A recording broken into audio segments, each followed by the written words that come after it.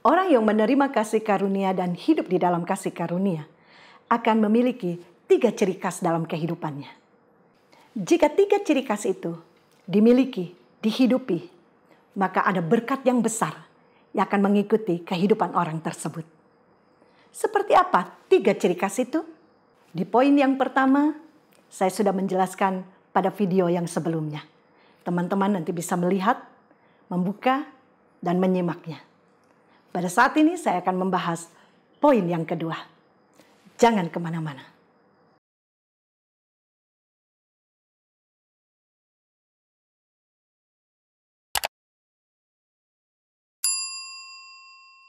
Hai teman-teman antusias, kembali lagi bersama saya, Ana Agustin dalam channel yang menghadirkan tips-tips yang menarik, kesaksian hidup, dan cerita-cerita yang pastinya menginspirasi dan memberkati kita semua. Saat ini kita langsung saja membahas poin yang kedua. Bagaimana orang yang menerima dan hidup di dalam kasih karunia? Ciri khas yang kedua, dia tidak dikuasai oleh kekhawatiran. Setiap orang pasti pernah khawatir. Apakah khawatir itu dosa?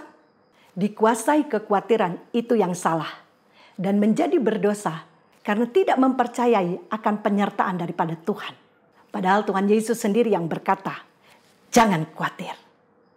Itu tertulis di dalam Matius pasal yang ke-6 ayat 25-34. Bahkan Tuhan Yesus sendiri yang berkata, dia bertanya kepada murid-muridnya di ayat yang ke-27.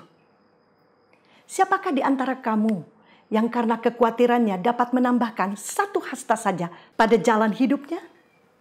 Artinya kekhawatiran itu tidak berguna. Kekhawatiran tidak menghasilkan apa-apa. Kekhawatiran justru merugikan. Pada saat ini saya ingin menceritakan sebuah kisah yang sederhana yang akan membawa kita mengerti betapa ruginya dikuasai oleh kekhawatiran. Pada suatu hari ada 2 pelancong berasal dari Swiss mengadakan pendakian pada sebuah gunung. Dalam perjalanan pulang, mereka terpaksa menumpang sebuah mobil rombeng.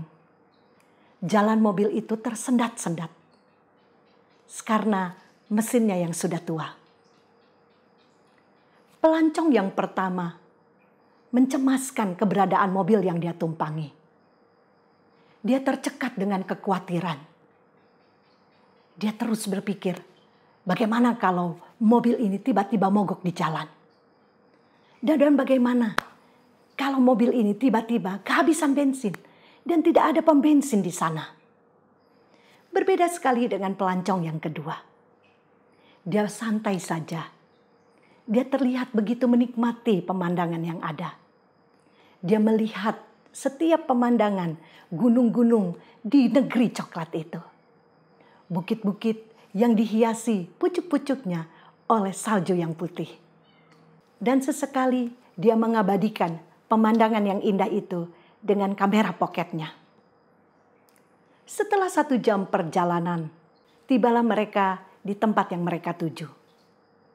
Setelah turun, pelancong yang dikuasai oleh kekhawatiran bertanya kepada temannya, kok bisa-bisanya sepanjang perjalanan tadi kamu mengambil gambar-gambar dan begitu santai? Apakah kamu tidak cemas? Lalu temannya yang pelancong kedua itu menjawab, apa yang perlu dicemaskan? Andai pun ada masalah, pasti ada jalan keluarnya. Aku sangat menikmati perjalanan tadi. Bukankah pemandangannya begitu indah? Pelancong yang pertama yang dikuasai kekhawatiran hanya menggeleng-gelengkan kepala. Tetapi pelancong yang kedua tersenyum bahagia. Dari cerita yang saya ceritakan tadi, mengajarkan kita satu gambaran bahwa kekhawatiran seringkali membuat kita kehilangan banyak hal yang berharga. Dan lebih buruknya lagi, kekhawatiran seringkali tidak terjadi seperti apa yang kita khawatirkan. Dan bahkan bisa tidak terjadi sama sekali. Rugi bukan? Teman-teman, hidup ini indah jika kita pandai bersyukur.